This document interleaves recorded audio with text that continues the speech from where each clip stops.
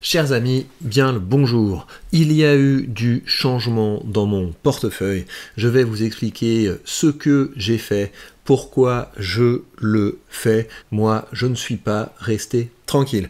Alors, j'ai sorti deux positions historiques de mon portefeuille, surtout une, puisque j'ai vendu ma ligne sur Realty Income et j'ai vendu ma ligne sur BlackRock. Sur Realty Income, je l'ai vendu en prenant ma perte, je pense quelque chose comme 200 balles, voilà, sur cette ligne, parce que Realty Income, ça fait un moment que ça ne fait pas grand-chose, et je trouve le fait qu'on ait un dividende mensuel, ça ne justifie pas le fait qu'on se fasse larguer comme ça au plan de l'appréciation du capital. Donc je suis sorti de Realty Income, je suis sorti également de BlackRock. Pour le coup, BlackRock, j'étais en assez belle plus-value, mais en fait, ce qui me gêne, c'est que la dernière augmentation du dividende de BlackRock était de 2%, donc c'est pas du tout pour ça que j'ai signé avec BlackRock. J'ai signé pour une augmentation du dividende beaucoup plus agressive, et je préfère donc qu'on ne me la fasse pas. Comment est-ce que je vais réallouer ce capital? Donc vous voyez que j'ai 6 000 € à réallouer.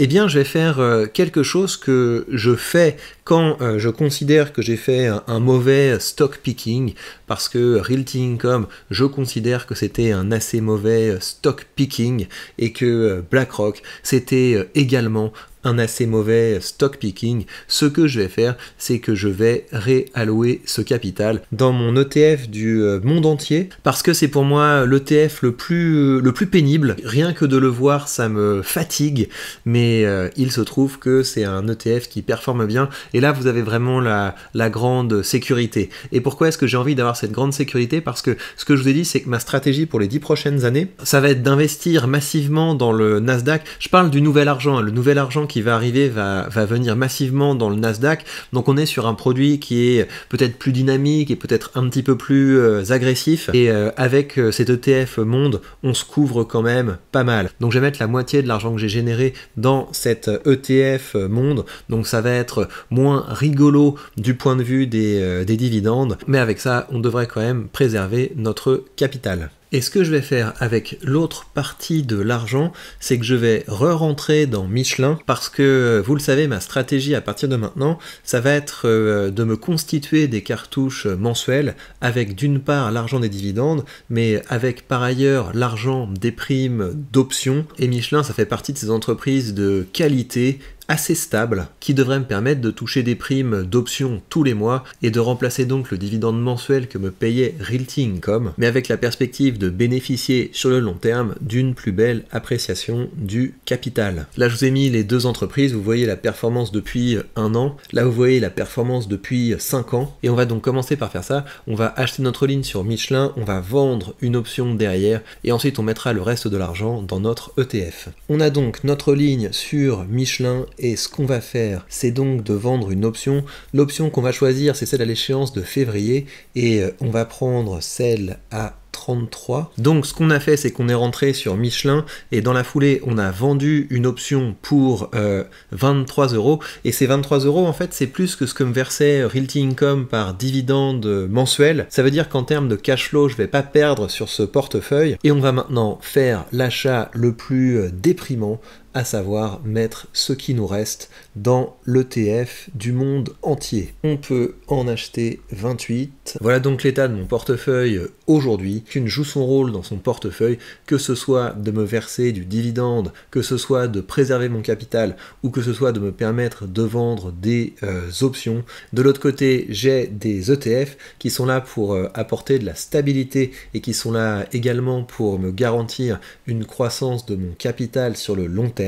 Et dans les prochains mois, vous allez sans doute me voir injecter un maximum dans le Nasdaq, parce qu'aujourd'hui c'est l'ETF que j'ai le plus envie de faire grandir. Dernière petite chose, on va donc ajouter la nouvelle option que j'ai vendue à mon tableau des options. Pour l'échéance du février, on a donc une nouvelle option. Cette option nous a rapporté 22,25 €, et je vous rappelle donc l'idée. Ce que j'ai fait, c'est que je me suis engagé à vendre mes actions Michelin pour 33 € d'ici au 16 février. Ça veut dire que je vendrai Michelin en ayant réalisé une belle plus-value.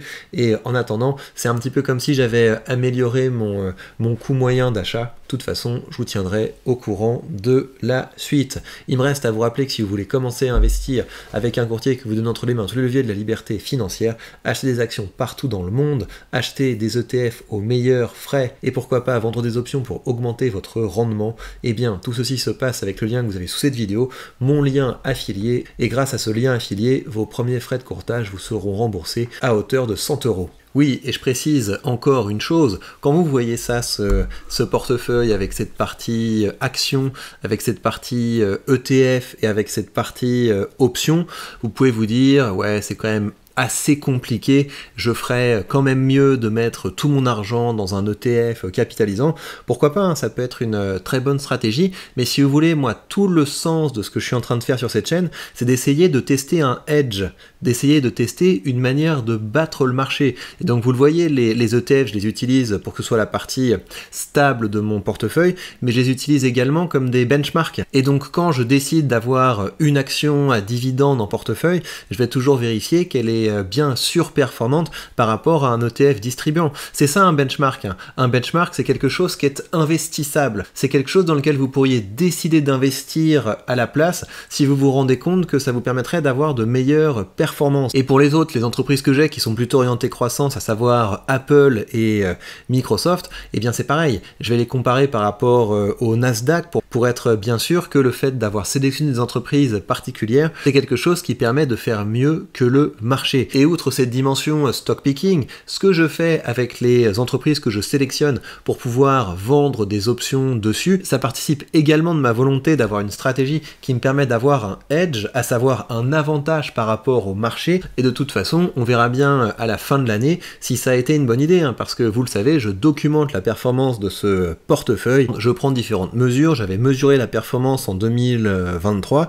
performance qui était assez décevante parce que sur 2023 j'ai fait 9,13, ce qui est ridicule par rapport au SP500, j'ai pris les temps de passage et on calculera également la performance à la fin de l'année. Et tout l'intérêt de ce que je fais, donc de cette transparence, mais aussi le fait de tester des choses que vous ne voyez pas sur d'autres chaînes, c'est que ça vous permet de voir d'autres choses. Si tous les youtubeurs finance tiennent le même discours, moi j'investis dans des entreprises de qualité, moi j'investis dans des entreprises dividendes, moi j'investis dans des ETF capitalisants, c'est pas intéressant. Et là, avec la stratégie que je développe, ça vous permettra de voir au fur et à mesure autre chose se dessiner.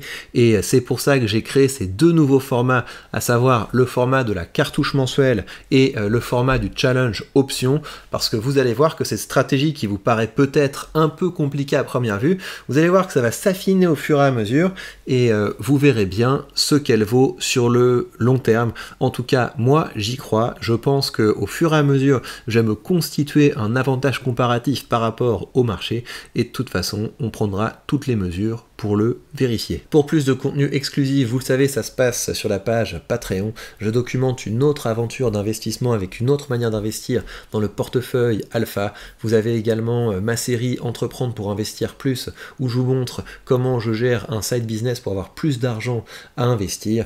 Vous avez les FAQ, vous avez les mini-guides, tout ceci pour seulement 3 € par mois, le prix d'un café. Et bien voilà, chers amis, prenez bien soin de vous et on se retrouve très vite pour de prochaines news.